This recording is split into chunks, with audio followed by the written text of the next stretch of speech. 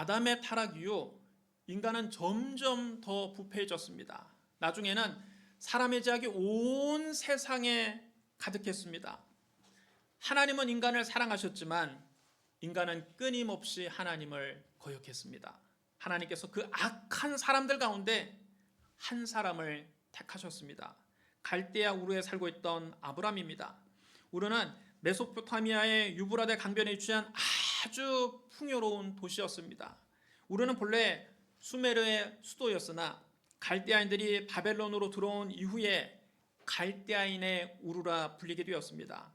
아브람이 살던 당시 우르는 번영이 절정에 달하던 시기였습니다. 이미 일찍부터 학교가 그곳에 세워져 있었고 페르시아만으로부터 상선들이 드나드는 상업의 중심지였습니다. 또 우르는 우상숭배 도시였습니다. 특히 달을 신으로 섬기는 우상숭배가 성행했습니다. 아브람은 우르에서 태어나 그곳에서 75년을 살았습니다. 그의 아버지 데라는 우상숭배자였습니다. 아브람도 그곳에서 자기 아버지를 따라 우상을 숭배하며 살았습니다.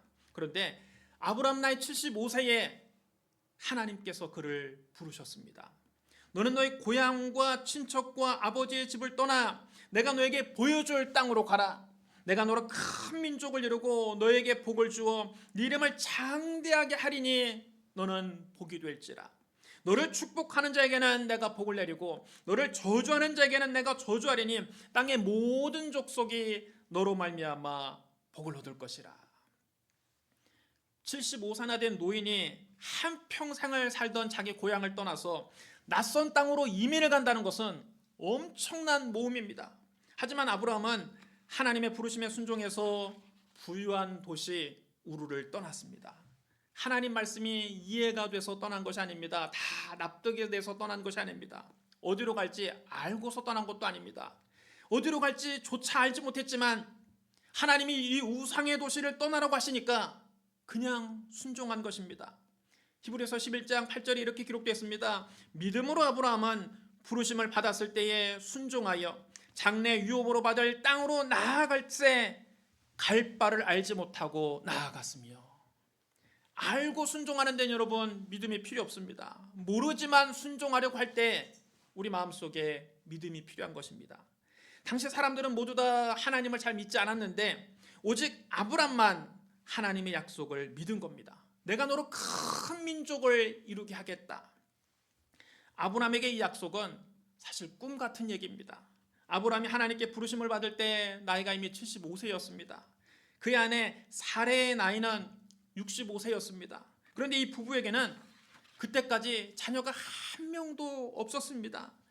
75세가 될 때까지 자녀 한 명 없는 아브라함이 큰 민족을 이룰 거라는 약속은 언감생심 바랄 수도 없는 일입니다. 그런 아브라함은 하나님의 약속을 믿었습니다. 그 후로도 하나님은 아브라함과 사레에게 자손을 주겠다고 여러 차례 약속하십니다. 내가 네 자손이 땅의 티끌 같게 하리니 사람이 땅의 티끌을 능히 셀 수 있을진데 네 자손도 세리라. 하늘을 우러러 무뼈를 셀 수 있나 보라. 네 자손이 이와 같으리라. 하나님의 약속은 반드시 이루어집니다. 하나님의 말씀은 저 하늘이 무너지고 이 땅이 꺼져도 1.1획도 변함없이 그대로 다 이루어집니다. 그러므로 우리는 눈에는 아무 증거 안 보이고 귀에는 아무 소리 안 들리고 손에 잡히는 것이 없어도 하나님의 약속 위에 굳게 서서 하나님의 때를 기다리면 되는 것입니다. 하나님의 약속을 붙잡고 있으면 되는 것입니다. 그런데 아브라함이 75세에 하나님의 연약을 받은 후에 10년을 기다려도 자식이 생기지 않았습니다. 아브라함 나이는 이제 85세가 됐고 사레의 나이는 75세가 됐습니다. 그들의 마음이 조급해졌습니다. 이때 사레가 먼저 아브라함에게 제안을 합니다. 여호와께서 내 출산을 허락하지 아니하셨으니 원하건대 내 여종에게로 들어가라. 내가 혹 그로 말미암아 자녀를 얻을까 하노라. 사레에게는 하갈이라고 하는 여종이 있었는데 그는 애굽 여인이었습니다. 사레가 아브라함에게 자기 여종 하갈과 동침해서 자녀를 낳으라고 부추겼어도 아브라함이 하나님 약속을 굳게 붙잡고 있었다면 단호하게 거절했을 것입니다. 그게 무슨 말이요? 하나님 말씀을 붙잡고 기다려야지 어떻게 인간적인 수단과 방법으로 자식을 얻으려고 합니까? 하나님의 때가 언제가 됐든 나는 오직 당신을 통해서만 자녀를 얻고 싶구려. 나에게 여자는 오직 당신뿐이요. 여러분, 아브라함이 이렇게 말했더라면 얼마나 멋있었겠습니까? 그랬다면 하나님께도 칭찬을 받고 사례에게도 점수를 많이 땄을 것입니다. 늙어서도 호강했을 것입니다. 그런데 믿음의 조상 아브라함 할아버지도 주책이지 사례가 처벌들이라고 하니까 못 이기는 척 하더니 그럼 그렇게라도 한번 해볼까? 그렇게 노력이라도 한번 해볼까? 하고는 냉큼 하갈과 동침해 버렸습니다. 젊은 하갈은 금방 임신했습니다. 하갈은 임신하자 태도가 180도 바뀝니다. 하갈은 전에는 자기 여주인 사레를 하늘같이 떠받들었습니다. 하갈이 얼마나 착하고 사레의 말을 잘 들었으면 사레가 자기 남편에게 하갈을 첩으로 드리라고 소개까지 시켜줬겠습니까? 그런데 뱃속에 주인의 아기를 갖게 된 하갈은 자기 여주인 사레를 업신여겼습니다. 치까짓게 본처면 뭐래, 애도 못 낳는 주제에 이래봬도 내 뱃속에는 우리 주인 어르신의 아기가 있다고. 그러더니 그러더니 사레를 깔보기 시작하는 것입니다. 사레는 쓰디쓰 눈물을 흘렸습니다. 다른 사람도 아니고 자기 몸종이었던 여자에게 이렇게 무실당하니까 너무 자존심이 상하는 겁니다. 하갈은 불러오는 자기 배를 어루만지면서 사레를 내려다보기 시작합니다. 그러니 사레가 분해서 견딜 수가 없는 겁니다. 참다 못한 사레가 아브라함을 찾아가 따졌습니다. 내가 받는 모욕은 당신이 받아야 옳도다. 내가 나의 여종을 당신의 품에 두었거늘 그가 자기의 임신함을 알고 나를 멸시하니 당신과 나 사이에 여호와께서 판단하시기를 원하노라. 여러분, 이것 보십시오. 하나님의 약속을 믿지 못하고 인간적인 노력으로 자식을 얻으려고 하니까 평화롭던 가정에 심각한 분란이 생겼습니다. 이 일이 아브라함 집안에 두고두고 화근이 됩니다. 사실은 오늘날까지도 이 아브라함의 실수 때문에 중동이 여러분 세계의 화약고가 된 것입니다. 아브라함은 두 여자 사이에서 이러지도 저러지도 못하고 골치가 아파 미칠 지경이었습니다. 여러분, 간혹 한 여자에게 만족하지 못하고 두 여자를 데리고 싶어하는 남자들이 간혹 있습니다. 여러분, 부인 몰래 바람을 피우는 남편들은 아브라함의 인상을 잘 보십시오. 아브라함이 두 여자 데리고 사니까 여러분 두 배로 행복해졌습니까? 아니지요. 두 배로 고통스러워졌습니다. 여러분, 한 여자 데리고 살기도 힘들어 죽겠는데 두 여자를 어떻게 감당합니까? 저는 지금까지 두 집 살림하면서 행복한 남자를 한 번도 본 적이 없습니다. 아무튼 하갈은 아들을 낳았고 아브라함은 그 아들의 이름을 이스마엘이라고 지었습니다. 하갈이 이스마엘을 낳았을 때 아브라함 나이가 86세였습니다. 세월이 많이 흘러서 아브라함이 99세가 되고 사레의 나이가 89세가 됐을 때 하나님께서 또다시 아브라함에게 나타나 말씀하셨습니다. 보라, 내 언약이 너와 함께 있으니 너는 여러 민족의 아버지가 될지라. 이제 후로는 네 이름을 아브라함이라 하지 아니하고 아브라함이라 하리니 이는 내가 너를 여러 민족의 아버지가 되게 함이니라. 내가 너로 심히 번성하게 하리니 내가 너에게서 민족들이 나게 하며 왕들이 너로부터 나오리라. 네 아내 사레는 이름을 사레라 하지 말고 사라라 하라. 내가 그에게 복을 주어 그가 너에게 아들을 낳아주게 하며 내가 그에게 복을 주어 그를 여러 민족의 어머니가 되게 하리니 민족의 여러 왕이 그에게서 나리라. 이 말씀을 듣고 아브라함 자기도 모르게 웃었습니다. 그는 마음속으로 생각했습니다. 내 나이가 내일 모레면 100세가 되는데 100살이 된 노인이 어찌 자식을 얻을까? 사라는 99세니 어찌 출산하리요? 아브라함이 도저히 믿음이 안 생겨서 하나님께 아뢰었습니다. 이스마엘이나 하나님 앞에서 살기를 원하나이다. 그런 하나님 말씀하셨습니다. 아니라 네 아내 사라가 너에게 아들을 낳으리니 너는 그의 이름을 이삭이라 하라. 내가 그와 내 언약을 세우리니 그의 후손에게 영원한 언약이 되리라. 얼마 후 하나님께서 두 천사와 함께 아브라함이 살고 있는 마므레의 상수리 나무들이 있는 곳에 나타나셨습니다. 아브라함이 한낮에 자기 장막문에 앉아서 쉬고 있다가 자기 집 앞을 지나가는 나그네들을 발견하고 자기 집으로 모셔다가 송아지 요리와 버터와 우유를 정성껏 대접했습니다. 하나님께서 그것을 다 잡수시고 아브라함에게 말씀하셨습니다. 내년 이맘때에 내가 반드시 너에게로 돌아오리니 네 안에 사라에게 아들이 있으리라. 그때 아브라함의 나이는 99세요 사라의 나이는 89세였습니다. 창세기 18장 11절에 이렇게 기록됐습니다.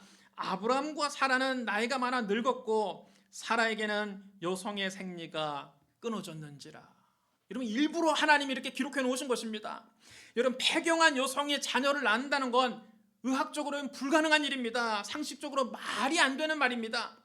사라가 장막문에 숨어서 듣다가 너무 어이가 없어서 속으로 웃었습니다. 아이고 망측해라.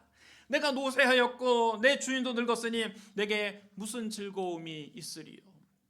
하나님께서 아브라함에게 말씀하셨습니다. 사라가 왜 웃으며 이르기를 내가 늙었거늘 어떻게 아들을 낳으리요 하느냐. 여호와께 능하지 못한 일이 있겠느냐. 기한이 이를 때에 내가 너에게로 돌아오리니 사라에게 아들이 있으리라. 사라는 자기 생각을 하나님께 들키자 너무 무서워서 손살을 치며 부인했습니다. 내가 웃지 아니하였나이다. 아니라 네가 웃었느니라. 근데 하나님께서 정말 그 약속대로 말씀하신 대로 사라를 돌보셨습니다. 그래서 이듬해 90세가 된 할머니 사라가 100세가 된 할아버지 아브라함에게 아들을 낳아주었습니다. 여러분, 이건 기적입니다. 하나님의 능력이 아니고는 불가능한 일입니다. 의학적으로는 임신이 불가능한데 하나님이 말씀하신 대로 사라를 돌보심으로 아브라함 나이 100세에 사라의 나이 90세에 아들을 낳게 된 것입니다. 이 일은 인간의 노력으로 된 것이 아니라 전적으로 하나님의 은혜로 된 것입니다. 아브라함이 그 아들의 이름을 이삭이라고 지었습니다. 이삭이라는 이름은 웃음이라는 뜻입니다. 아브라함 나이 99세에 사라 나이 89세에 내년 이맘때에 너희에게 아들이 있으라는 하나님 말씀을 듣고는 아브라함도 웃고 사라도 웃었습니다. 그때는 하나님 말씀이 어이가 없어서 웃었습니다. 안 믿어져서 웃었습니다. 그런데 아브라함 나이 100세에 사라 나이 90세에 떡두꺼비 같은 아들을 낳고 보니까 너무 기뻐서 웃음이 나왔습니다. 너무 행복해서 웃음이 나왔습니다. 너무 감사해서 웃음이 나왔습니다. 사라는 이삭을 품에 안고 행복에 겨워서 이렇게 말합니다. 하나님이 나를 웃게 하시니 듣는 자가 다 나와 함께 웃으리로다. 사라가 자식들을 젖먹이겠다고 누가 아브라함에게 말하였으려마는 아브라함의 노경에 내가 아들을 낳았도다. 아브라함 나이 100세에 사라 나이 90세에 낳은 이 아들은 이 가정에 큰 기쁨과 웃음을 주었습니다. 이렇게 귀한 아들 이삭이 자라서 이제 젖을 뗄 때가 됐습니다. 이삭이 젖을 떼는 날 아브라함은 너무 기뻐서 큰 잔치를 베풀었습니다.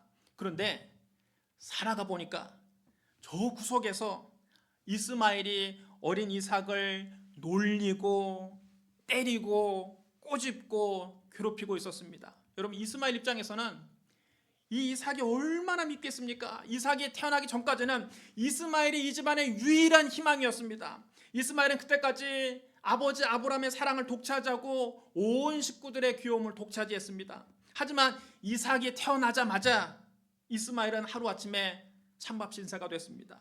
골인한 이스마엘은 사람들이 안 보는 틈을 타서 이삭을 놀리고 때리고 꼬집고 괴롭혔습니다. 그 모습을 공교롭게도 사라가 보게 됩니다. 사라의 눈이 뒤집혔습니다. 화가 난 사라가 아브라함에게 말했습니다. 이 여종과 그 아들을 내쫓으라.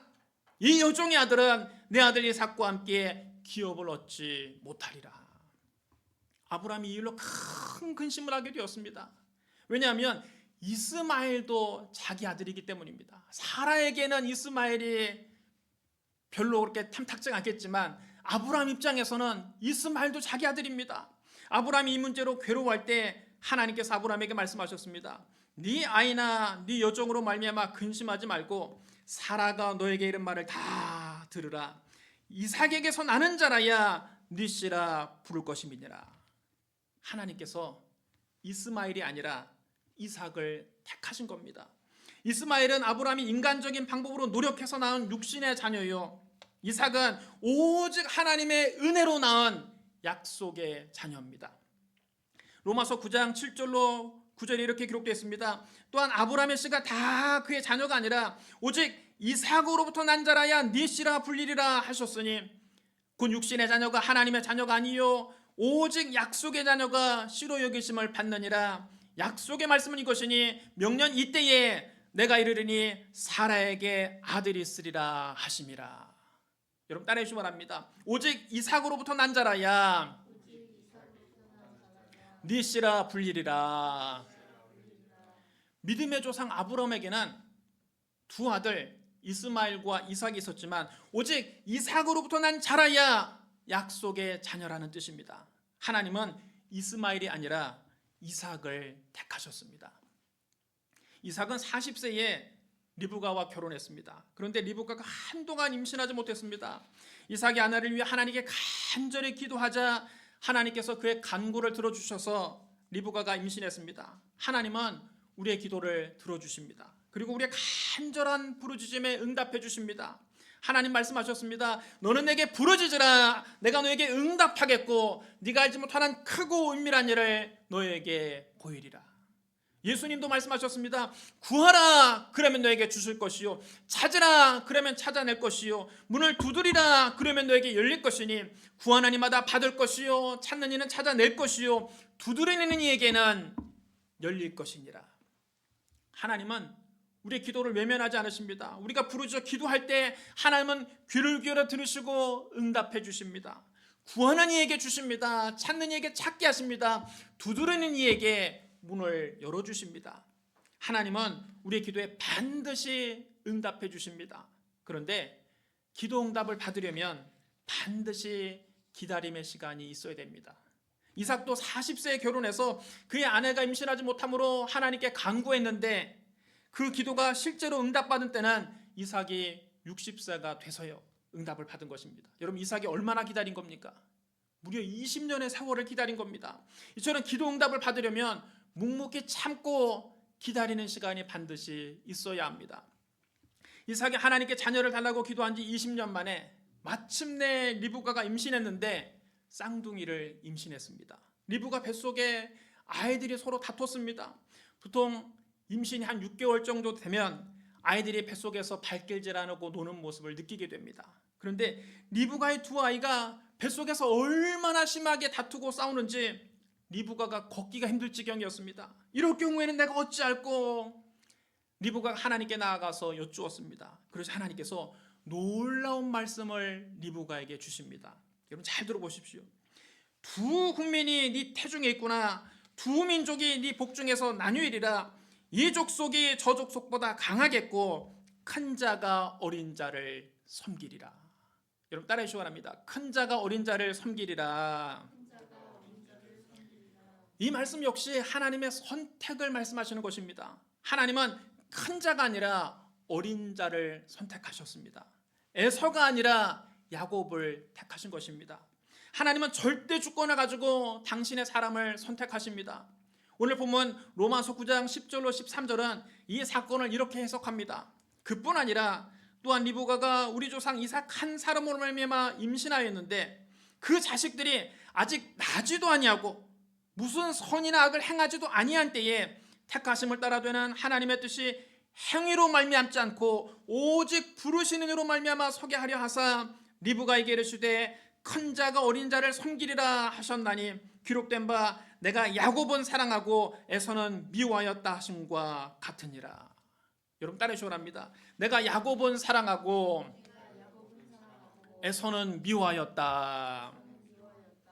에서와 야곱은 쌍둥이였습니다. 그들은 한 아버지 이삭으로부터 났습니다. 한 어머니 리브가로부터 태어났습니다. 그런데 야곱은 구원받았고 에서는 버림받았습니다. 하나님께서 야곱은 사랑하시고 에서는 미워하셨습니다. 야곱의 행실은 착하고 에서의 행실은 악해서 그런 것이 아닙니다. 그들이 태어나기도 전에 어머니 뱃속에 있을 때부터 하나님은 야곱은 사랑하시고 에서는 미워하셨습니다. 많은 사람이 이 말씀을 잘 이해하지 못합니다. 여러분도 마음속에 의구심이 들지요. 그래서 이런 질문합니다. 하나님의 예정과 선택은 이거 너무 불공평한 거 아닙니까? 하나님께서 왜 어떤 사람은 구원하시고 어떤 사람은 버리십니까? 그것도 그들의 행위와 상관도 없이 어떻게 그럴 수가 있습니까? 그러면 버림받은 사람 입장에서는 너무 억울한 거 아닙니까? 선택받은 야곱이야 좋겠지만 버림받은 에서 입장에서는 얼마나 억울합니까? 여러분, 그렇지가 않습니다. 그것은 우리 인간의 입장에서 생각하니까 그런 겁니다. 우리 인간의 입장에서만 보니까 그런 겁니다. 하나님의 입장은 이렇습니다. 의인은 없나니 하나도 없으며 깨닫는 자도 없고 하나님을 찾는 자도 없고 다 주저 함께 무익하게 되고 선을 행하는 자는 없나니 하나도 없도다. 여러분, 의인은 한 사람도 없습니다. 하나님 앞에서 구원받을 자격인 사람 한 사람도 없습니다. 또 하나님 말씀하셨습니다. 모든 사람이 죄를 범하였음에 하나님의 영광에 이르지 못하더니. 여러분, 따라해 주시랍니다. 모든 사람이 죄를 범하였음에 하나님 영광에 이르지 못하더니. 여러분, 한 사람도 예외 없이 모든 사람이 다 죄를 범해서 하나님의 영광에 이르는 사람이 없습니다. 하나님께 구원받을 자격인 사람이 한 사람도 없습니다. 이 세상에 죄가 없는 의인은 한 사람도 없습니다. 모든 사람이 다 죄를 범하였으므로 하나님의 영광에 이르지 못합니다. 하나님 입장에서 보면 모든 사람이 다 추악하고 더러운 죄인일 뿐입니다. 따라서 엄밀하게 말하면 모든 사람이 다 하나님께 버림받고 심판받아야 마땅합니다. 하나님께서 모든 사람을 다 버리신다 할지라도 하나님은 여전히 의로우십니다. 하나님께서 대홍수 때처럼 모든 사람을 지면서 다 쓸어버린다 할지라도 하나님을 불의하다고 욕할 수 없습니다. 모든 사람이 다 심판받고 지옥에 떨어져도 억울할 게 하나도 없습니다. 여러분, 지옥에 떨어진 사람이 억울할 이유가 없습니다. 왜 그렇습니까? 모두 다 지옥에 떨어질 만큼 죄를 범했기 때문입니다. 그런데 하나님께서 그 가운데서 우리를 불쌍히 여기셔서 우리를 택하시고 우리를 구원해 주신 것입니다. 내가 남보다 착하게 살았기 때문에 구원받은 게 아닙니다. 예수 안 믿고 죽은 사람은 나보다 악하게 살았기 때문에 구원을 못 받은 게 아닙니다. 내가 원해서 구원받은 것이 아닙니다. 예수 안 믿고 죽은 사람은 구원받기를 원하지 않아서 구원을 못 받은 게 아닙니다. 내가 노력해서 구원을 쟁취한 게 아닙니다. 예수 안 믿고 죽은 사람은 노력을 안 해서 구원을 못 받은 게 아닙니다. 우리가 구원받은 것은 오직 하나님의 긍휼 때문입니다. 하나님 우리를 긍휼히 여겨주셔서 우리를 불쌍히 여겨주셔서 우리가 구원받은 겁니다. 로마서 9장 14절로 16절에 이렇게 기록되어 있습니다. 그런즉 우리가 무슨 말을 하리요? 하나님께 불의가 있느냐? 그럴 수 없느니라. 모세에게 이르시되 내가 긍휼히 여길 자를 긍휼히 여기고 불쌍히 여길 자를 불쌍히 여기라 하셨으니 그런즉 원하는 자로 말미암음도 아니요 다른 박제라는 자로 말미암음도 아니요 오직 긍휼히 여기시는 하나님으로 말미암음이니라. 여러분, 따라해 주시랍니다. 오직 긍휼히 여기시는 하나님으로 말미암음이니라. 여러분, 나는 구원받을 자격이 아무것도 없습니다. 내가 잘한 게 아무것도 없습니다. 내가 추악한 죄인이라는 사실은 다른 누구보다 내 자신이 여러분 가장 잘 아는 것입니다. 그런데 웬 말인지 웬 은혜인지 하나님 나를 긍휼히 여겨주셔서 하나님은 나 같은 죄인을 불쌍히 여겨주셔서 나 같은 죄인을 살려주신 것입니다. 구원은 하나님의 거저주시는 선물입니다. 나는 아무 공로가 없습니다. 내가 내세울 게 없습니다. 그러므로 내가 구원받은 것은 전적으로 하나님의 은혜입니다. 하나님의 은혜로 있을 데 없는 자 왜 구속하여 주는지 난 알 수 없도다. 여러분, 이것이 구원받은 사람의 솔직한 고백입니다. 여러분, 우리가 어떻게 구원받았습니까? 내가 잘나서 구원받은 겁니까? 내가 남보다 착한 일을 많이 해서 구원받은 겁니까? 내가 하나님께 내세울 게 있어서 구원받은 겁니까? 내가 왜 구원받은지 알 수가 없습니다. 하나님께서 왜 나같이 형편없는 죄인을 택하셨는지 나는 도저히 알 길이 없습니다. 내가 하나님께 택하심을 받은 것은 오직 하나님의 은혜입니다. 따라서 내가 구원받고 하나님의 자녀가 된 것은 우리가 하나님께 감사할 일이지 하나님께서 다른 사람을 구원하지 않는다고 해서 하나님을 불공평하다고 원망할 수 없는 겁니다. 우리는 나 같은 죄인을 구원해 주신 하나님의 은혜에 그저 감사할 따름입니다. 사랑하는 성도 여러분, 하나님은 절대 주권자이십니다. 하나님은 절대 주권을 가지고 당신의 사람을 선택하십니다. 하나님은 아브라함의 두 아들 이스마엘과 이삭 가운데 이삭을 택하셨습니다. 이삭의 쌍둥이 아들 에서와 야곱 가운데 야곱을 택하셨습니다. 하나님은 이 죄 많은 세상에서 죄 많은 사람들 가운데 우리를 택하셨습니다. 내가 착해서 하나님께 택하심을 받은 것이 아닙니다. 내가 원해서 하나님께 택하심을 받은 것이 아닙니다. 내가 노력해서 하나님의 택하심을 받은 게 아닙니다. 그 택하심은 오직 하나님의 긍휼 때문입니다. 내가 긍휼히 여길 자를 긍휼히 여기고 불쌍히 여길 자를 불쌍히 여기리라. 하나님이 나를 불쌍히 여기시고 긍휼히 여겨 주셔서 여러분 우리가 구원받은 겁니다. 여러분 이게 참 놀라운 은혜입니다. 하나님께서 왜 나같이 형편없는 사람을 택하셨는지 아무리 생각해봐도 그 이유를 알 수가 없습니다. 하나님이 나 같은 죄인을 살리신 것을 생각하면 자다가도 일어나서 감사할 뿐입니다. 내가 구원받은 것은 정말 기적이요 하나님의 선물입니다. 그러므로 우리를 택하신 하나님의 긍휼을 생각하고 항상 기뻐하고 범사에 감사하는 저와 여러분 되시기를 주님의 이름으로 축복합니다. 우리 기도하겠습니다. 사랑과 은혜가 풍성하신 하나님 아버지, 나는 하나님 앞에 부끄러운 죄인입니다. 나는 구원받을 자격이 전혀 없습니다. 아무 공로 없습니다. 하나님의 은혜로 있을 데 없는 자 왜 구속하여 주는지 난 알 수 없습니다. 나를 지으신 이가 하나님이십니다. 나를 부르신 이도 하나님이십니다. 나는 오직 하나님의 은혜로 구원받았습니다. 하나님께서 나를 불쌍히 여겨주시고 긍휼히 여겨주시니 감사합니다. 남은 인생 오직 주님만 위해 살겠습니다. 예수님 이름으로 감사하며 기도드리옵나이다. 아멘.